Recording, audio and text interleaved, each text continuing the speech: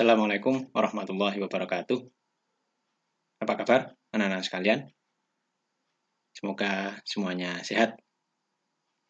Nah, kali ini kita akan membahas soal-soal latihan.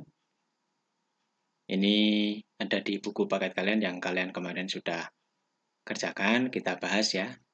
Ada di halaman 89 dan nanti 90 yang mungkin belum betul bisa dibenarkan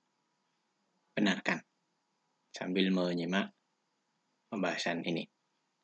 Baik, ke nomor 1. Allah tidak menerima sholat orang yang belum berwudu. Belum berwudu ya tidak akan diterima sholatnya oleh Allah. Maka ketika akan sholat, kita berwudu dulu agar sholat kita diterima. Dapat pahala.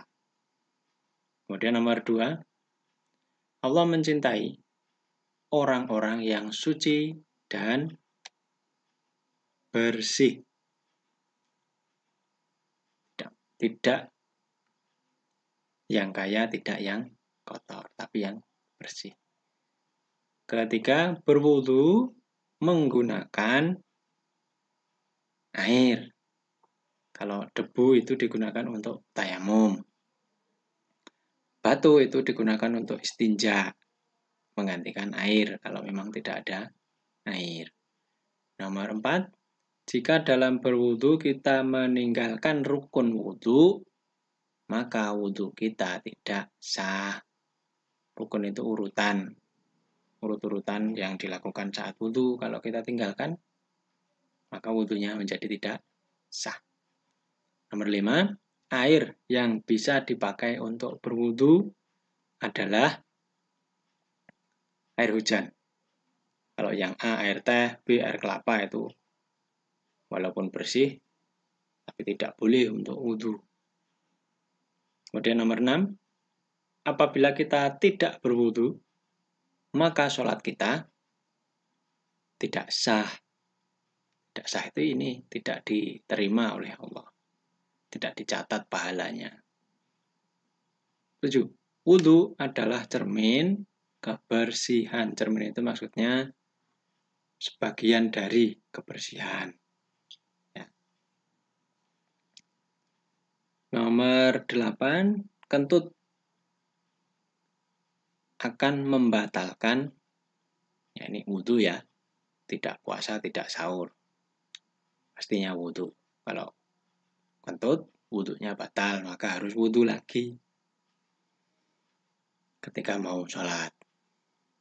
9, berikut ini yang membatalkan wudu adalah, ya jawabannya tidur lelap. Kalau terkena air bersih ya pasti bukan, apalagi yang C berjalan kaki juga tidak membatalkan wudu. 10, saat berwudu, batas membasuh kedua kaki adalah mata kaki ya.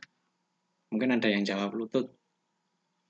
Batasnya itu sebenarnya mata kaki. Kalau sampai lutut itu diperbolehkan, disunahkan. Tapi tidak harus sampai lutut, ya, cukup sampai mata kaki. Baik, itu yang menyilang-menyilang. Kali ini yang kita melengkapi jawaban. Nanti ini Pak Hasan kasih tanda garis saja ya. Kalian boleh nanti kasih tanda garis ataupun langsung juga ditulis di sini pun boleh. Nomor 1, sebelum melakukan ibadah titik-titik, wajib berwudu. Ibadah apa? Sholat. Ya. Wajib ya, wajib wudu. Wajib itu harus. Dalam berwudu nomor 2, harus menggunakan air apa namanya? Mutlak. Mutlak itu ya air yang umumnya air yang digunakan untuk mandi, untuk minum, yaitu air sumur, ya, air hujan, itu kan asal mula air. Namanya air mutlak. Air yang pada umumnya air, itu maksudnya air mutlak.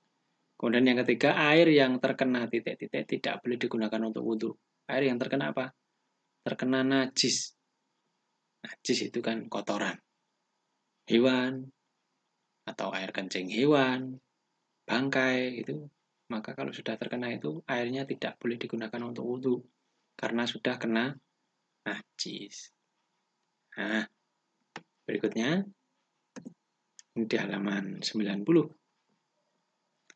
Nomor 4, orang yang tidak berwudhu maka sholatnya tidak sah. 5, berwudhu untuk menghilangkan hadas kecil. Hadas kecil itu ya kemarin Hasan sudah jelaskan sedikit. Misalnya buang angin, buang air kecil, buang air besar, itu termasuk hadas kecil. Kalau setelah melakukan itu mau sholat, maka harus disucikan dulu, dihilangkan dulu dengan cara berwudu. Nah, itu yang kemarin kalian kerjakan. Ini sekalian kita bahas yang C dan D ya, biar nanti tambah ilmunya. Kalian siapkan bisa sambil melingkari atau ini nanti mengisi jawabannya sambil menyimak. Nomor 1,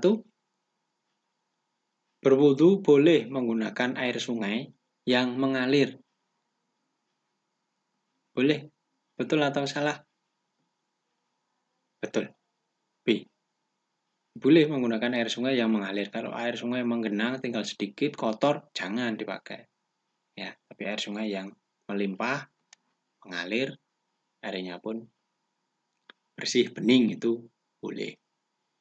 Nomor 2, berwudu boleh tidak berurutan dan wudunya sah. Oh, ini salah. Wudu harus berurutan dari sejak niat, kemudian membasuh wajah dan seterusnya itu harus urut. Tidak boleh ngawur. Ya, harus urut. Nah, ini berarti nomor 2 ini salah. Nomor 3, air hujan boleh digunakan untuk berwudu. Oh, boleh, betul. Nomor 4, air teh tidak boleh untuk berwudu. Nah, betul juga, air teh tidak boleh untuk wudu. 5, setelah wudu sebaiknya berdoa. Betul. Nah, itu ya. Kita ke yang D, istilah titik-titik. Ini menulis sedikit saja. Ini jawabannya juga pendek-pendek. Nomor 1, Ahmad setiap akan sholat selalu mengambil air titik-titik terlebih dahulu. Maksudnya ini adalah mengambil air wudhu. Nah, wudhu kan dengan air. Istilahnya seperti itu ya. Mengambil air wudhu itu sama dengan berwudhu. Sama saja. Nomor 2, Anton berwudhu tidak urut. Artinya tidak tertib. Maka wudhu Anton tidak sah. Ya. Harus urut kan. Maka kalau urut sah.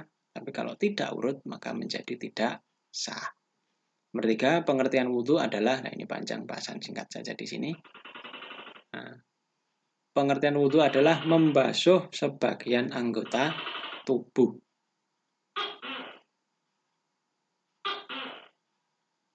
Ada suara hewan. 4, air yang terkena titik-titik tidak bisa digunakan untuk berwudhu. Ini yang tadi ya, terkena najis, terkena kotoran.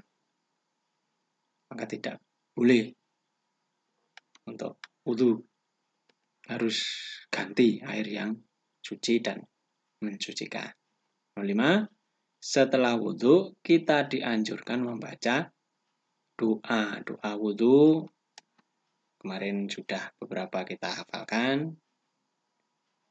Atau kalau memang tidak hafal atau belum bisa berdoa wudhu ya cukup alhamdulillahi rabbil alamin. Boleh. Ya.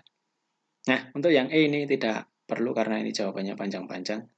Untuk soal kelas 2 ini terlalu panjang, Pak San kira. Jadi tidak perlu kita bahas. Baik anak-anak, demikian. Semoga menambah pengetahuan kita bersama. Wassalamualaikum warahmatullahi wabarakatuh.